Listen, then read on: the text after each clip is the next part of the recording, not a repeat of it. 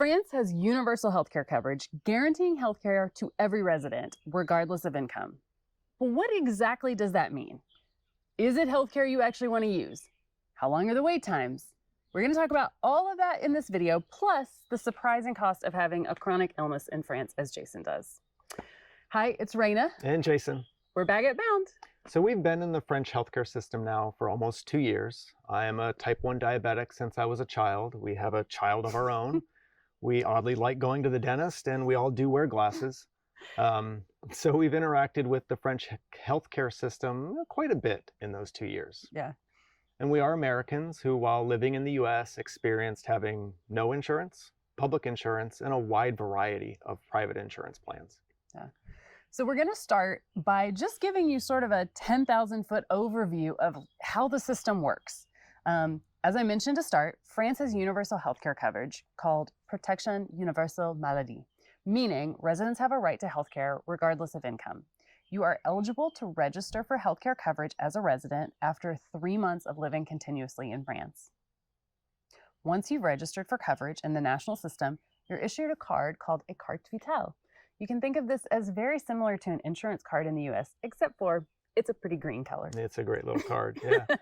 So all residents here have access to health insurance, but what is it like to actually use the healthcare system here? Yeah. Well, first, like a lot of places, you choose a primary care doctor called a médecin traitant, who you'll see for regular checkups, mild illnesses, or if you have a problem that needs to be referred to a specialist. Even without a primary care doctor, you can always see certain specialists like an optometrist, a pediatrician, or a gynecologist without a referral and still get full reimbursement from your insurance. There's also doctors called médecins généralistes, who are doctors that you can see 7 days a week for minor care, for something that is needed immediately. This is maybe a little like how we in the US might use an urgent care clinic. Yeah, we actually accidentally made an appointment with one of these doctors initially when we got here, thinking that was like a primary care doctor. And he was like, no, but he helped us get our initial prescriptions and things we needed till we found one. He got me all set up. Yeah, it was great. You can also see any specialist you want without a referral. However, the public insurance reimbursement rates will be much lower if you don't have that primary care doctor referral to those specialists. So, making an appointment, there are several national websites and apps that will help you both find a doctor in your area and then make an appointment with them online. You can sort by specialty. You can even filter by languages spoken, which you can imagine was very helpful to us when we first landed. Yeah. Now, not every doctor uses these apps, but many, many do, and it's really convenient. Mm-hmm.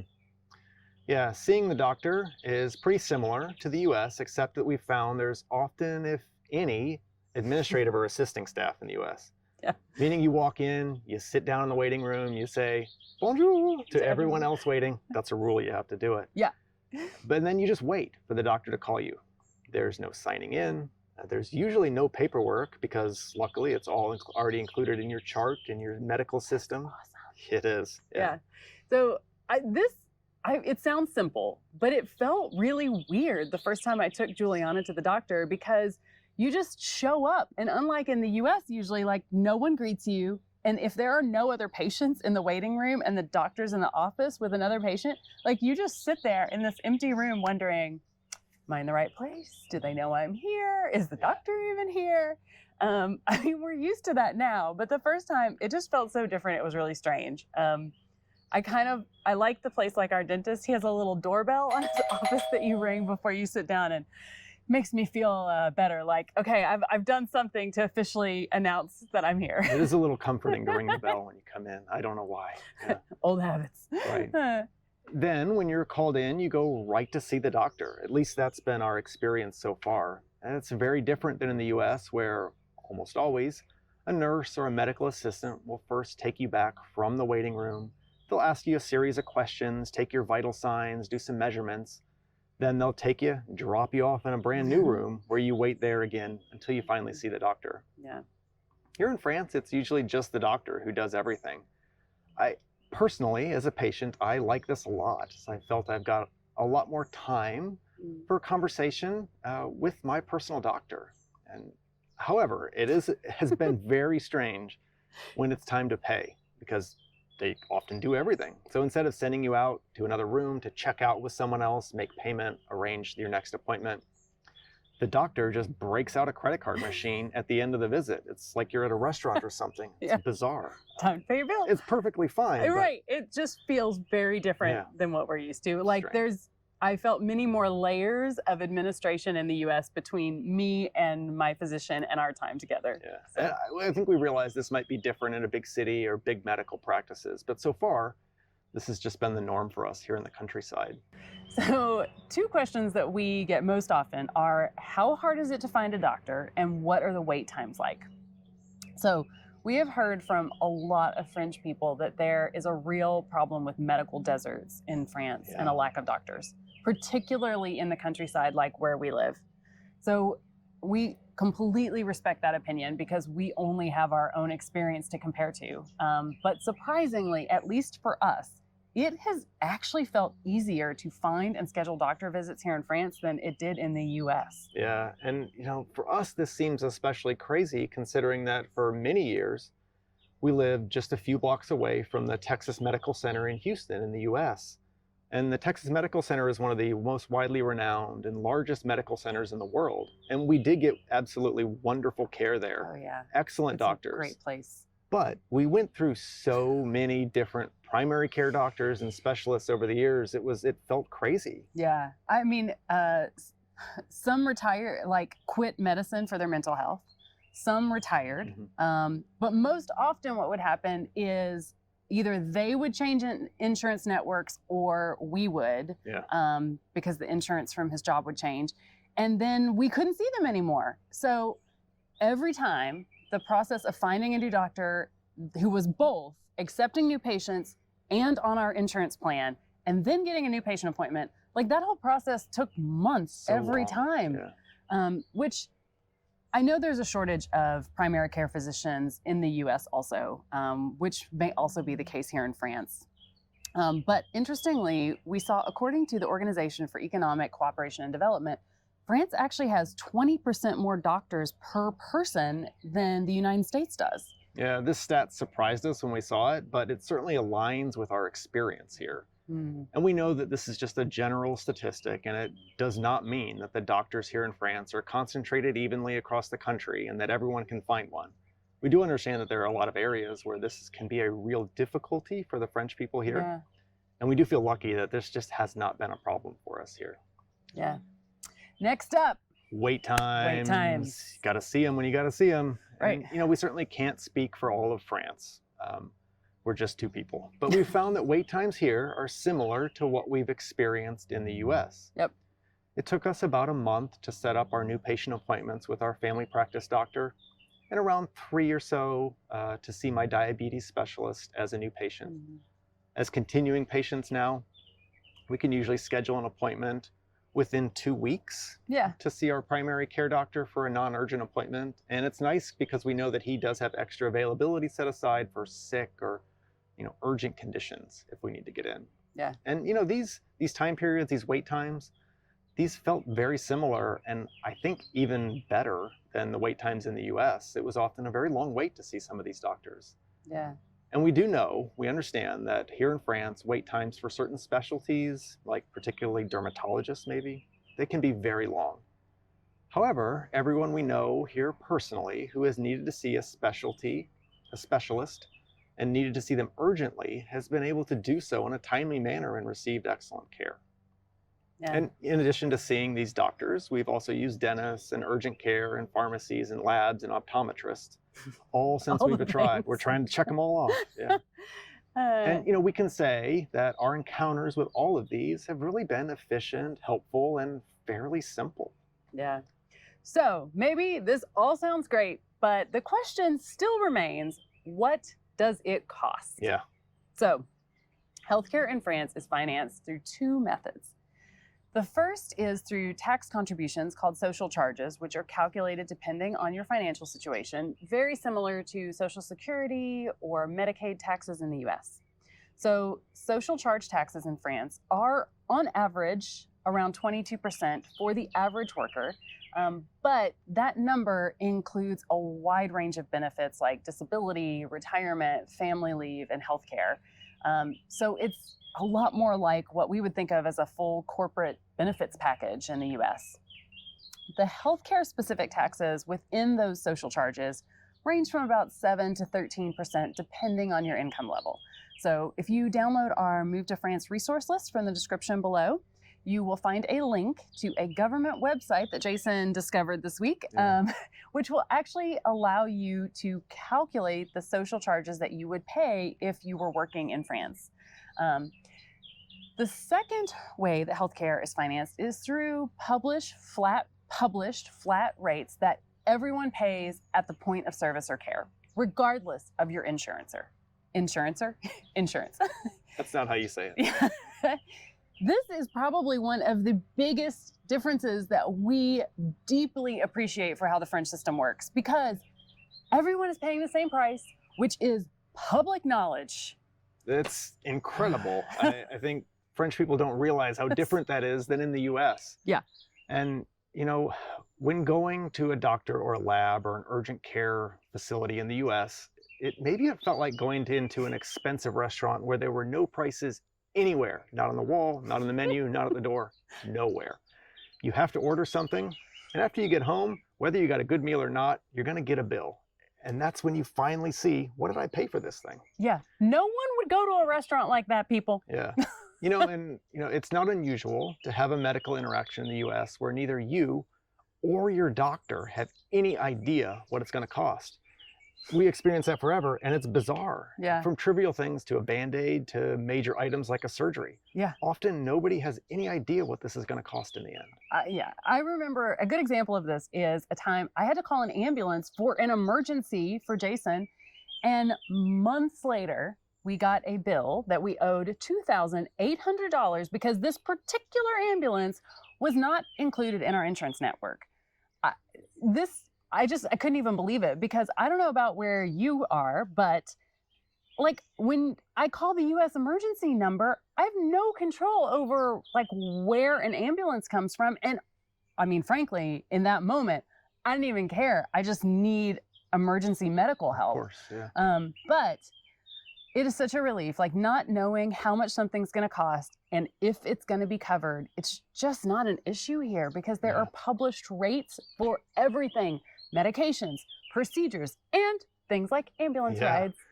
And while we don't recommend that you stop and check the prices online before you make an emergency call or get treatment, that information is available and it's easy to find. Yeah. For example, I can go online and quickly find the published rates and the insurance reimbursements for an ambulance ride in France. So in our case, for this example, this $2,800 ambulance ride in the US would have been closer to 75 euros here in France. And the national insurance system would have reimbursed around 55% of that, leaving us with an out-of-pocket cost of 33 euros. And that 55% reimbursement rate from the public insurance is specific to an ambulance in this case. The reimbursement rates will vary depending on the type of care, service, or procedure that you're having done. For example, doctor visits are reimbursed at 70%, hospitalizations at 80%. Yeah. Prescription medications can vary largely from 15% all the way up to like 100% reimbursement. And these just depend on the diagnosis, the medication, the type of use, all that. Right. But you can figure all that out. It's nice. So you can see at this point, while the national benefits are going to cover a majority of the costs for different types of care, each person is still going to have some out-of-pocket costs. Definitely. So this is where the optional private insurance comes in, which in France is called a mutuelle. You'll also hear these policies referred to as top-up insurance because they literally top up the difference between what the national system pays and what you owe. So, for example, when I went to the dentist and got a filling recently, I paid the dentist 99 euros at the end of the appointment. The national system reimbursed us 59 euros, and then our private mutuelle, or top-up insurance, paid another 39 euros. So our actual out-of-pocket cost was €1. €1. And the particular amount that your mutual will reimburse and the monthly cost of that private coverage is unique to each plan. You can get a wide variety of plans from a wide variety of insurance providers, depending on exactly what types of costs you want to cover and how much you want to spend each month. Right. And those with incomes below a certain level, they can apply for a state-sponsored top-up for mutual insurance. If you're an employee here working with a French employer, they're required to provide one of these private mutual plans to you as part of your compensation package. Yeah. So while it's not required of anyone to subscribe to a mutual, most people do have one here. Yeah, I think so. It's common. I'll tell you, the most brilliant part of all of this thing, This is his favorite thing. my favorite thing, is that I don't have to think about any of the billing, any of the reimbursement. I show up at the point of service, I hand over my carte vitale, I pay for whatever's being done, and then everything else, it just happens automatically. The healthcare provider, the national insurance system, and my private mutual insurance, they're all coordinated, they're all linked, they all talk to each other. And after I pay, that money for the reimbursement, while I'm sleeping, just shows back up in my bank account. It's amazing. I don't have to dig through the booklet, find my reinsurance the rates. EOB. Call the insurer, say, hey, what's this? When is it coming? Right. No, it just happens. So if you're in the US though, at this point, after hearing that, you may be thinking, okay, hold up, what the heck? So now I'm paying for healthcare out of my taxes, but I still need private insurance. This is not a better deal. But you're probably thinking about like private insurance in US terms and prices. It's different here. Yeah, after I quit my job in the US, we were able to keep the insurance policy that had been previously paid for by my company. Yeah, Cobra. But since I wasn't employed, we had to now pay the full cost of coverage.